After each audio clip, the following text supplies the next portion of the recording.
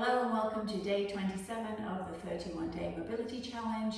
We are working on our shoulders today. So for our self-release, we are going to use the wall, and you're going to need a single ball and a peanut if you have it.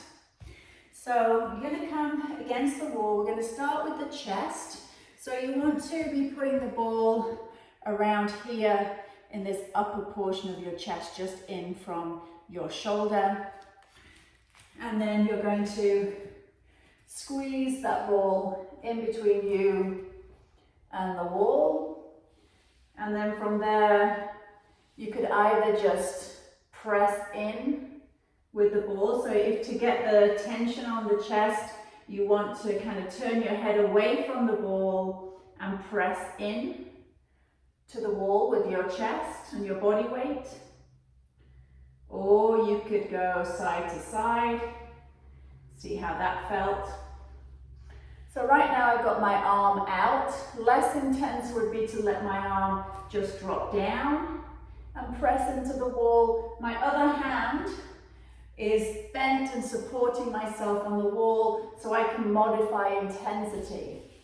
You could equally have the arm up in a 90-degree angle, or slightly higher. So you can play around with wherever you wish the arm to be on this side that you're working. So again, modify intensity to 5 out of 10, and then stay where it feels comfortable for you without getting any radiating numbness or tingling down through the arm into the fingers. That means we've hit a nerve and we don't want to do that. So let's change sides. So ball into the wall, and then you can see this side how I'm using this supporting arm to just help me move back and forward. So I have a straight arm out to the side. You could have it bent at 90-90 or reaching up more up the wall. So see how that feels for you. You could also have the arm down and just leaning in to the ball. So nice deep breaths, trying to breathe into where you feel the tension and breathing out and let it go. We're going to do the one for our shoulder here, so our deltoid. So I'm going to put the ball now here just underneath the top of my shoulder. And then I'm going to press between the ball between the shoulder and the wall. And you could do that scrubbing side to side. Again, I'm having to lean into the ball so I don't drop it on the floor. You could bend the knees to come up and down. You could go in little circles, shrugging the shoulder up and around. So again, playing around. We also had those pendulum swings where your arm can turn as it comes back. So a few different options of where you can place the ball and how you can move your hands. Okay, so again, the ball is between me and the wall. I can bend my knees to come up and down, forward and back. Really nice when it just gets towards the front of the shoulder. A lot of tension tends to be there. You could shrug the shoulder up and circle the ball around. And then there's the pendulum swings with the arm turning as you press back. Or you're just pressing your way into the ball and breathing. So the last thing we're going to do is for the upper back. So you could do this with one ball and you're going to place it behind the shoulder blade. You always want to be try to be on a fleshy part of, so on a muscle rather than on a bony part when you're rolling. So please adjust to take that into consideration. So I'm going to go starting with the ball here at the base of the neck, just at the top of my shoulders. I'm going to squish the ball between me and the wall, and then I could just press back. Then I could do some little knee bends to get the ball rolling a little bit. And then I'm going to go, oh, it doesn't feel too bad for me, so I'm going to move down a little bit, let the ball slide down. Okay, see how it feels. The next portion down. And then I'm adding some little knee bends. I could add a hug, which is going to stretch the area that we're tensioning. And then I could rock side to side. So that would be another modification to increase intensity. You could add arm reaches up the wall, especially good for people that were struggling with the wall slides that we did in one of the other shoulder sessions. So getting movement through the shoulders. You could do some circles around. You could do some opening and closing. Diagonal, so all different movements, seeing which one feels like, oh, that feels the best one for me today. So play around and then choose your option. So from our releases, we are going to go into some mobility through this mid part of the spine. Remember, if this mid part of the spine does not rotate, then the shoulder has to do a lot more work. So that's why we're doing so much work on the rotation through this mid-spine. So from here, I'm going to take hands under the shoulders, knees under the hips, contracting through the tummy, neck in line with your spine. You're going to take a salute hand, and we're going to take the elbow to your opposite elbow, and then twist up as high as you can. So I'm really pushing down with this hand that's on the floor to allow me to get as much twist through this middle part of your spine. And breathing out on the twist. Good. So trying to make sure that the twist is coming from your mid-back rather than your hips shifting to allow you to get that movement. Good, focusing on your breathing. So let's do 10. I think we're on about 7 here. Breathing out to turn. 8, really active through the hand that's on the floor. 9. And 10, good, let's switch sides. So other hand comes down under your shoulder, hand to your temple, and then to your elbow, and then pressing through that hand and opening up. So I notice straight away for me, I'm tighter on my rotation on this side today. So just noticing. I paddled for the first time on Thursday. I'd had a week off, and I'm definitely feeling the effects of that in my mobility on these last 2 days. How I've tightened up. So this is why it's good to continuously work on your mobility. This is 8. Breathing out, lift 9. And then last time, 10. So we're going to do a puppy stretch. So I'm going to stay in my all fours.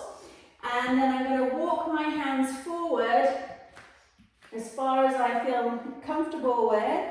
And then I'm going to press my head down to the floor. So I want my hips over my knees. And I'm pressing my forehead into the floor. And I'm pressing my hands into the floor so the elbows are off the floor. And I'm feeling a stretch in through my armpits. I'm going to push myself back towards my hips as much as I can.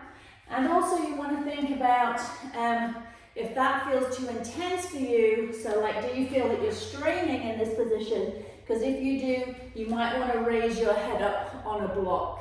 So please make those modifications if it feels too far for you to be down in this puppy position.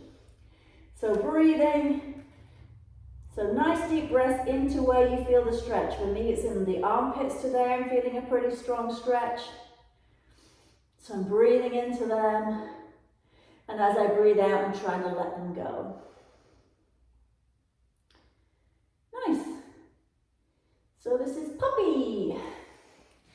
So from puppy, we are going to do some pendulum swings. So you're going to need a weight of some kind. I have a kettlebell. This is 13 pounds. You could do whatever you have, 5 pounds, 8 pounds, 10 pounds, depending. And the purpose of this exercise is trying to create traction in the shoulder and open up the shoulder joint so we have more space for structures to move, especially if you feel clunky in your shoulders when you do shoulder work, any kind of shoulder movement. If you feel clunky, then this exercise is really good to help open up space in the joint. So you want to have your hand on something like a countertop. And then, as the name would suggest, for pendulum swings, we're going to start by swinging the weight gently forward and back. And don't be afraid to let that weight, like the shoulder socket, like stretch down. So I'm not actively trying to keep my shoulder into the socket. I am actually actively trying to let this drop down, and I'm going to feel a nice stretch in through the armpit. So I'll start by forward and back rocking in my pendulum. So for me, if the weight isn't heavy enough, I don't feel enough stretch. So that's what you want to be cautious of. But if it's too heavy and you feel you're straining, then that's kind of like a good indicator to adjust your weight. And then what would it be like to swing the other way? Nice. Make sure you're breathing. I'm supporting myself with my hand. If you feel too much stretch in your hamstrings, bend your knees. And then I'm going to go circles. Good. And then we'll go 5 in the other direction. Good, letting that weight pull me down. Good. And then we'll change sides. So hand on your surface, support yourself. If you feel that in between sides you just need to let your back just relax and stand up, completely understandable. And then we're rocking forward and back. Letting that shoulder be stretched down towards the floor. Making sure you're breathing. And then we're going to go side to side. Nice. So I'm doing 10. And then when I've done 10 side to side, I'm going to do my circles. So I'm going to go 5 in one direction. Really let that weight pull you down. And then I'm going to change, 5 in the other direction. You know, and equally you could omit the movement and just let the weight pull you down and hold it in that position. Okay, so those are our pendulum swings. We're going to go into some arm circles. So let's see how our shoulders feel now. We have lengthened and opened up that joint a little bit. So I'm going to do it in kneeling just for the ease of the camera. You can do it in standing, you can do it sitting on a chair. And all we're going to do is bring our thumbs up and in front, turn the palms at the back, out, and then around. So I really want to promote that backward circle, because remember we spend a lot of time in this forward posture, so we always want to think about opening up and back. Good, and breathe. So do 10 of these. Notice any difference on sides. Then we're going to hold the next one up in a Y shape. And then we're going to do little circles here at Y. 2, 3, 4, 5, 6. Pulling the shoulder blades down your back. 9, 10. Reverse. 1, 2, 3. Good. 4, 5, 6, 7, 8, 9, and let them release. Good job. Just shake them out. And what's next? So from there, we are going to do some plank to pike opposite toe touch. We tried this in the flow the other day, so let's see how that's feeling today. So you'll be in standing, and then you're going to walk out into plank.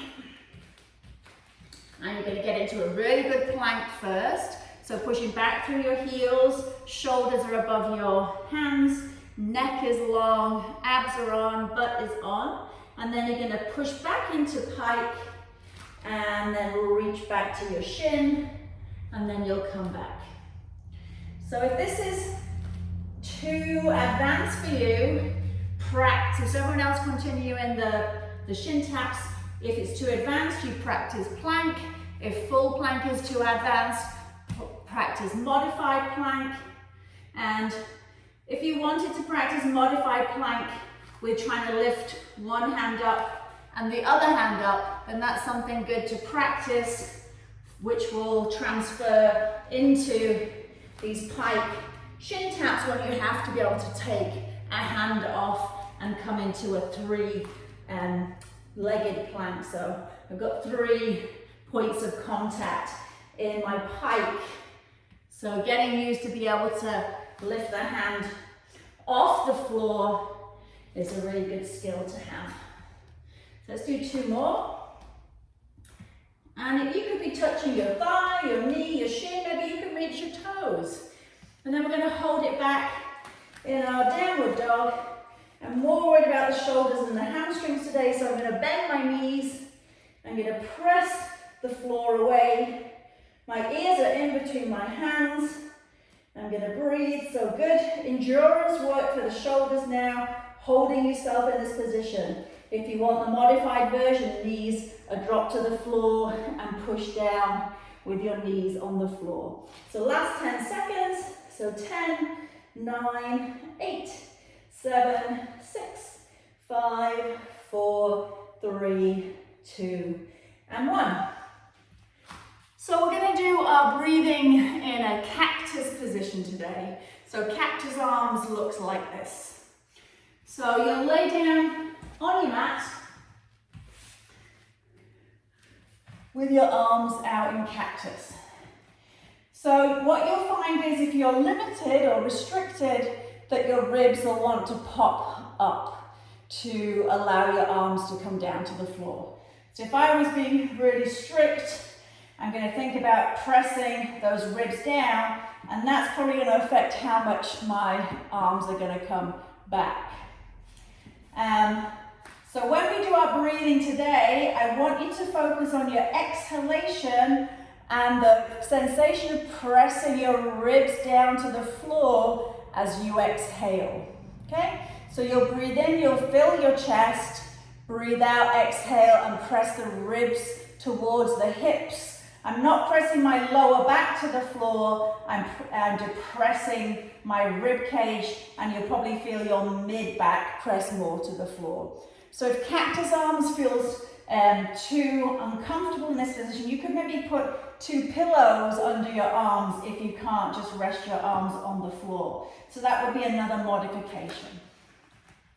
So let's go for 10 breaths in cactus, thinking about ribs down on the exhalation. So you can work in whatever counts for your breath you feel comfortable with today.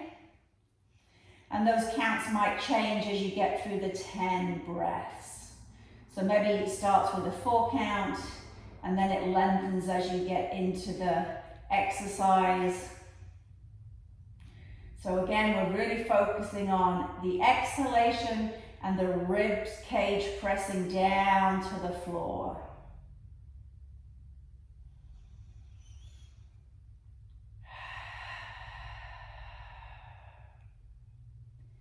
You might feel when you exhale, when the ribs come down, that tightening sensation through your abs. That's a good thing to feel. So maybe you're halfway now, maybe you've got a few more breaths to go.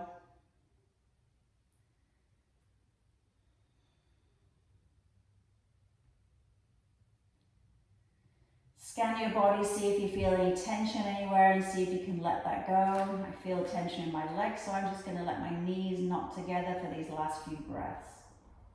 Just so I can focus on my arms and my upper body.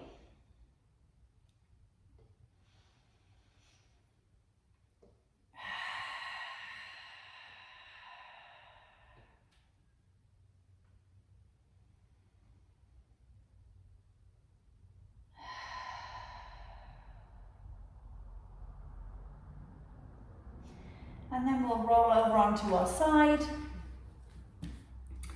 And that's it for today. So thank you for joining me. We're almost at 31 days. Keep going, you're doing awesome, and we'll see you again tomorrow. Thank you.